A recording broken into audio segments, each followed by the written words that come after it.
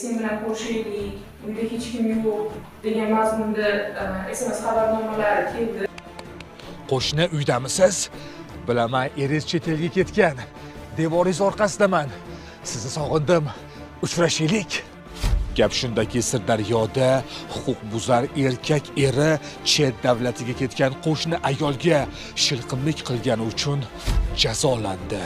Mazkur ish sudda ko'rilar ekan, huquqbuzar erkak spirtli ichimlik iste'mol qilgani sababli o'zini harakatlarini to'liq anglab yetmaganini, u bilmasdan boshqaga yuborishi kerak bo'lgan SMSni adashib qo'shnisiga yuborganini ta'kidladi. Ammo jabrlanuvchi ayol buni rad etib, SMS xabarida aynan uning ismi yozilganini, huquqbuzarning bu harakatlari oilasining buzilishiga olib kelishi mumkinligini sudga ma'lum qilgan.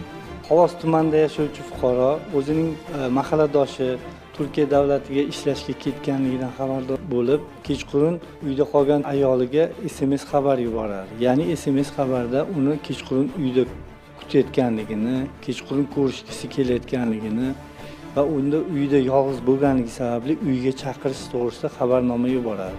Shundan so'ng ayol kishi yuborilgan SMSlarni skrinshot qilib ichki ishlarga taqdim qilingandan keyin to'plangan hujjatlar sudga yuborilgan.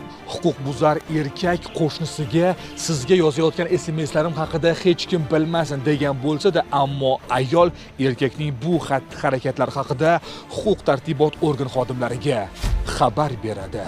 Huquqbuzarning aybiga iqrorligi, jabrlanuvchining qonun doirasida qo'shnisiga nisbatan qat'iy chora ko'rish haqidagi da'vosi inobatga olinib, sud qarori e'lon qilindi. Huquqbuzarga O'zbekiston Respublikasi Ma'muriy javobgarlik to'g'risidagi kodeksning 41.1 moddasi 1-qismida nazarda tutilgan huquqbuzarlikni sodir etganlikda aybdor deb topib, unga nisbatan ushbu modda bilan 5 sutka ma'muriy qamoq jazosi tayinlandi. Shuningdek, jabrlanuvchiga yetkazilgan moddiy va ma'naviy zararlar xususida fuqarolik ish yuritish tartibida murojaat qilish huquqlari tushuntirildi. Endi u qo'shnisiga yozgan ishqiy munosabatdagi SMSlar uchun 5 kun jazo muddatini o'taydi.